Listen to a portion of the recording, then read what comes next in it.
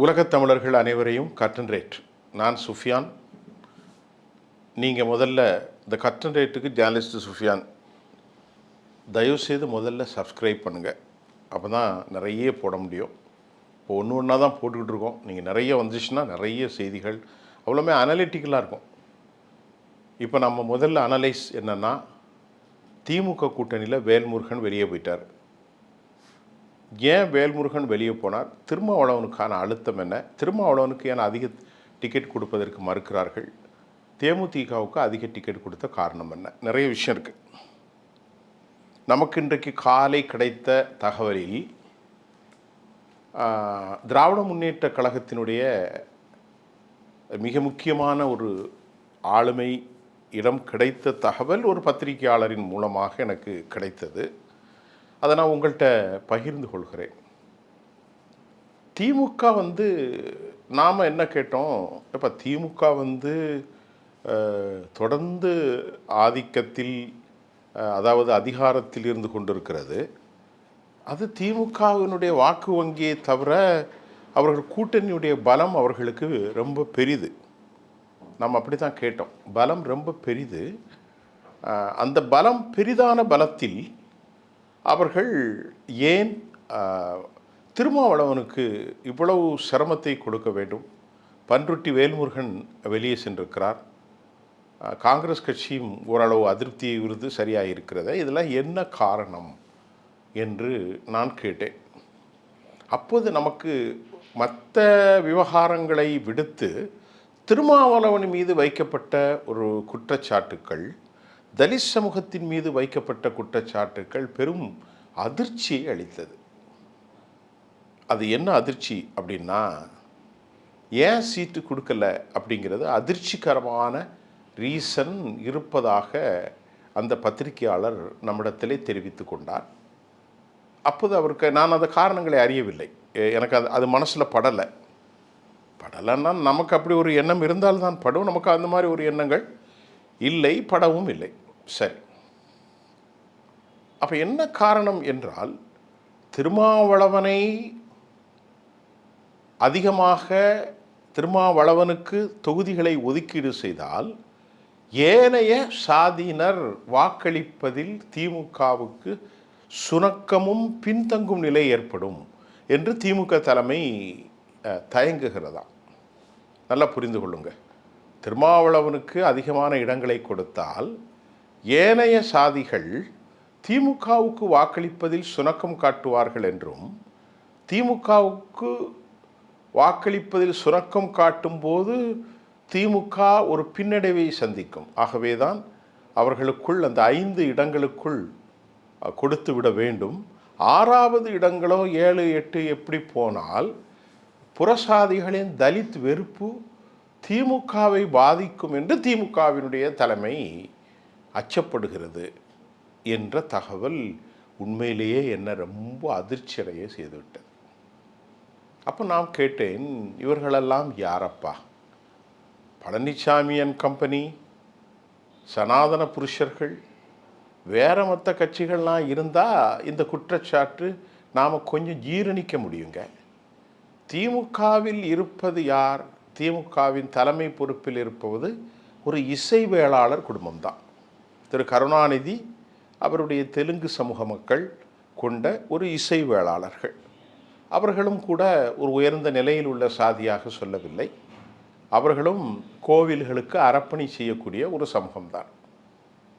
சரி, இன்றைக்கு திமுகவில் கோலாற்றுகிற டிஆர் பாலு முக்குலத்தோர் சமூகத்தை சார்ந்தவர், துரைமுருகன் வன்னியர் சமூகத்தை சார்ந்தவர், அதை போன்று KKSSR ராமச்சந்திரன் அவர் தெலுங்கு ரெட்டி சமூகத்தை சார்ந்தவர், KN நாயர் நேரு ரெட்டி சமூகத்தை சார்ந்தவர், தங்கம் தென்னரசு அவங்க தந்தை தேவர் சமூகம், அவங்க தாய் நாயுடு சமூகம், அதே மாதிரி பொன்முடி உடையார், இப்படியெல்லாம் பல்வேறு சமூகங்கள் அங்கே இருக்கின்ற போது திமுகவின் 25% வாக்குகளை அல்லது 28 வாக்குகளுக்கு ஒரு நல்ல பலமளிக்கக்கூடிய தலித் சமூக மக்களுக்கு அவர்கள் இடம் கொடுக்க மறுப்பது இதுதானா அப்படின்னு எனக்கு ரொம்பவே ஷாக்கு.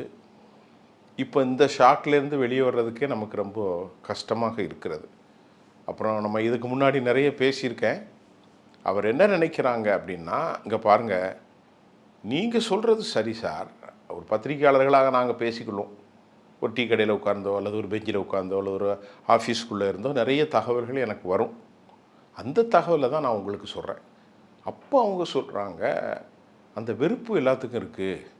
திருமாவளவன் நின்னா நம்ம ஓட்டு போடக்கூடாது, திமுகவுக்கு ஓட்டு போடலாம், திருமாவளவனுடைய கட்சி நிற்குது அப்படின்னு தமிழ்நாட்டில் உள்ள எல்லா இடைநிலை சாதிகள், ஒரு சாதிகள் அல்ல, எல்லா சாதிக்காரனும் அதாவது தலித் விரோதமாக இருக்கிறது, தலித் வெறுப்பு இருக்கிறது. இதை கண்டு தான் திமுக கொடுக்க மாட்டேன்னு நினைக்கிறாங்களே தவிர, அதனால் கொடுக்கறத பற்றி திமுகவுக்கு ஒன்றும் இல்லை. ஆகவே தான் அவர்களை ஒரு 5-6க்குள், அதுவும் அவர்கள் சமூக மெஜாரிட்டியாக இருக்கும் அந்த தொகுதிக்குள்ளே கொடுத்து நிறுத்த வேண்டும் என்று திமுக தலைமை திட்டமிடுகிறதா. இப்போது பதில் சொல்லுவோம் நாம். அப்படி என்றால் இன்னும் காலகாலத்துக்கு நீனும் உன்னுடைய அந்த சாதி அடையாளத்தோடையே வாழ்ந்து சாக வேண்டிதான். நீ பொது தொகுதியில் போட்டியிடக்கூடாது. அவர்களுடைய எண்ணங்கள் அப்படித்தான் இருக்கிறது. நீங்கள் பொது தொகுதியில் போட்டியிடக்கூடாது, சமூக அந்தஸ்து கிடைக்கக்கூடாது, ஏனைய அந்தஸ்து கிடைக்கக்கூடிய மற்ற மக்கள் அது மாதிரி ஏதாவது இருந்து விட்டாலும் கூட சிக்கல் ஏற்படுத்திவிடும். இப்படியெல்லாம் அவர்கள் அச்சப்பட்ட காரணத்தினால் தனக்கு லாபம் நஷ்டத்தை பார்க்கிறார்கள். அப்போ பெரியார்னு சொல்லாத. வெந்தாடி கிழவன் பெரியார் பறையர்குடி சமூகத்திலும் மிகவும் கீழே இருக்கக்கூடிய சமூகத்திலும் போய் உணவருந்தினான். அந்த காலத்தில் அவனை தூக்கிக்கிட்டு திரியாத, கிழவனுடைய பாறை தந்தை பெரியார் என்றெல்லாம் சொல்லிக்கொண்டு வாய்க்கிளியே பேசிக்கொண்டு திரியாதே. அதான் நான் சொல்கிறேன். லாபம் நஷ்டம்னாலும் கொள்கையில் இருக்கு. உனக்கும் இந்த பிஜேபிக்காரங்க கூட இந்த அளவுக்கு கேவலமாக நடக்கலை, திமுக காரணம் மாதிரி. ரொம்ப ஒரு அசிங்கமான, ரொம்ப ஒரு மோசமான விஷயம். அப்போது அடுத்த நமக்கு என்னடா அப்படின்னு ஒரு சிந்தனை வந்துச்சு. ஏன்னா உன்னோட வாழ்விலும் தாழ்விலும் சனாதனத்தை எதிர்த்து போராடுகிறான், உன்னோட வாழ்விலும் தாழ்விலும் எல்லாவற்றிலும் உன்னோடு இருக்கான். நீ வளமாக இருப்பதற்கு அவன்தான் காரணம், தலித்துடைய ஓட்டு தான் காரணம். இப்போ அவனுடைய காரணம் ஒரு மெயின் காரணம் எல்லாரும் போட்டிருக்காங்க. இளைநிலை சாதி மக்கள், தலித் மக்கள், இஸ்லாமியர்கள், கிறிஸ்தவர்கள் எல்லாருமே போட்டிருக்காங்க உனக்கு. ஆக மெயினான காரணம் இன்றைக்கி இருக்கிற சூழ்நிலை உன்கிட்ட நிற்கிறானே. சரி, இப்போ ரெண்டாவது அடுத்தாப்பில் ஒரு ஆய்வு மேற்கொண்டோம். இந்த அம்மா பிரேமலதாவுக்கு கிட்டத்தட்ட 1.00 அளவுக்கு அவங்களுக்கு பெரும் பணம் கைமாறி இருக்கிறது. 1.00 கிட்டத்தட்ட. அதுக்கு காரணம் தொகுதிக்கு, திமுக நிற்கிற தொகுதிக்கெலாம் பெரிய அளவில் பணம் செலவு பண்ணியிருக்கிறாங்க. இவங்க கை செலவுக்கு 1.00 கொடுத்துருக்கிறதாகவும் அதுக்கு மேலே கொடுத்துருக்கலாம் என்றும் யூகமான தகவல்கள் வருது. அது உண்மை பொய் என்பதில் நமக்கு எந்த விதமான ஆதாரமும் இல்லை. எல்லா கட்சிக்கும் எல்லாரும் செலவுக்கு பணம் கொடுத்துத்தான் அரசியல் நிற்க வேண்டும். சரி, இப்போ அவங்களுக்கு இப்படி 8 சீட்டு 7 சீட்டாவது கொடுக்க போகிறாங்கன்னு வருது. அது உண்மையா? 7+1 ராஜ்யசபா அப்படின்னாலும் 0.5% வச்சுருக்கிறவங்களுக்கு இப்படி கொடுத்துட்டு அவங்க நாளைக்கு மோடி கூட போய் சேர்ந்து மோடி பாரத்கே மாதாக்கி ஜேன்னா என்ன செய்கிறது அப்படிங்கிற திமுக தலைமை எப்படி பார்க்குதுன்னா, அங்கே சாதி அடையாளம் அவனுக்கு தெரியல. தெலுங்கு நாயுடு, கம்மா நாயுடு, பலிஜா நாயுடு, இப்படி நாயுடு மாமாக்கள் நிறைய பேர் இருக்காங்க. அவங்களெல்லாம் எல்லாரும் போடுவான். இப்போ தேமுதிகவில் நின்றால் அங்கே திருமாவளவனை விட பார்வை வேறு மாதிரி இருக்குமா. எல்லாம் திமுகவுடைய திட்டத்தை பாருங்கள். இப்போது திருமாவளவன் பக்கத்தில் நிற்கிறார், அன்பு சகோதரர் வன்னியரசன் இருக்கிறார், இப்படி நிறைய பேர் இருக்கிறாங்கன்னு வைங்களேன். ஒரு பேச்சுக்கு சொல்ல வரேன். இப்போ அவர்களுடைய பார்வை தலித் சமூக மக்களின் மீதான பார்வை, தேமுதிகவின் மீது கொண்டிருக்கக்கூடிய பார்வை அது தெலுங்குலாம் கிடையாது. அவங்கள பற்றி இந்த சாதி அடையாளம்லாம் தெரியாது. திருமாவளவன் அவர்கள்னால் அவர்கள் மட்டுமில்லை, திருமாவளவன் ஐயா அவர்களோடு சகோதரர்கள் நின்றாலே அந்த பார்வை இப்படித்தான் இருக்கிறது என்றும் அவர்கள் ஒரு பேச்சை பேசி கொண்டிருக்கிறார்கள். நமக்கு ரொம்பவே மனசு ரொம்ப வருத்தம்.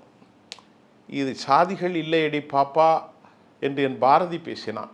அந்த பாரதியை கூட பார்ப்பனன் சாதிக்குள்ளே கொண்டு போயிட்டான். அவ்வளோ பேரும் உருப்படாமே போயிட்டானோ.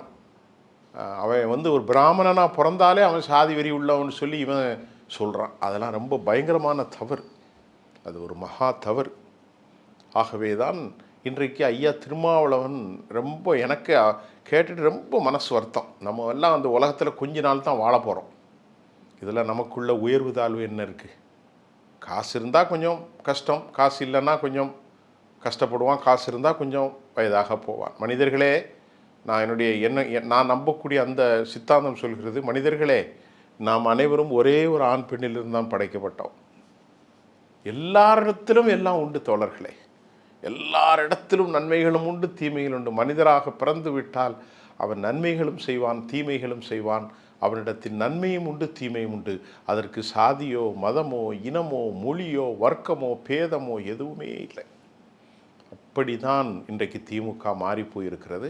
ஆகவே தான் திருமாவளவனை கொடுப்பதற்கு இந்த சாதி அடையாளமும், இடைநிலை சாதிகள் கோபப்பட்டு விடுவார்கள், திமுகவின் மீது அந்த சீட்டம் போய்விடும். அதனால் தானே அவர்கள் அந்த மனம் கலந்த பகுதியிலும் கூட அந்த உண்மையை அவர்கள் வெளியே சொல்லலை. திமுக அந்த உண்மையை கொண்டு வந்தால் அந்த சாதியினர் வேங்க வயலில் கோபப்பட்டுருவாங்க. புதுக்கோட்டையில் கோபப்பட்டு விட்டால் நமக்கு ஓட்டு கிடைக்காது. ஆனால் அந்த உண்மையை கடைசி வரைக்கும் சொல்லலை. அமெரிக்கா வீட்டுக்குள்ளே இருக்கிறவனை மேலேருந்து பங்கர் பஸ்ட்டை போட்டு சாகடிச்சிடுறான். இவனுக்கு ஒரு சின்ன ஊரில் ஒரு சின்ன டேங்கரில் இவனுக்கு கண்டுபிடிப்பதற்கு இவ்வளோ சிக்கல் இருக்கா? ரொம்ப வருத்தமாக இருக்குது தோழர்களே. இதுதான் தமிழ்நாட்டுடைய நிலைமைங்க. பன்ருட்டி வேல்முருகன் ஐயா அவர்களும் வெளியேறிவிட்டார்கள். அவர்கள் தமிழ் தேசியத்தை பல கோரிக்கைகளை வைத்தார்கள். அது ஒரு நியாயமான கோரிக்கை தான். 45 வருஷமாக குட்டிமணி ஜெகனோடு வெளியேறியவன் இன்னைக்கு கஷ்டப்பட்டு கிடக்கான் நம்ம தமிழன். அவனுக்கு ஒன்றும் இல்லை. தமிழர்களுக்கான இடஒதுக்கீடுலாம் கேட்டிருக்காரு. இப்போ அவர் வெளியே போயிட்டார். அவரை பற்றி ஒன்றும் இல்லை. இதுதான் தற்போதைய நிலை. ரொம்ப வருத்தத்தோடு நான் இதை பதிவை முடிக்கிறேன். வேறு பேசுகிறதுக்கு ஒன்றுமே இல்லை சார். நன்றி.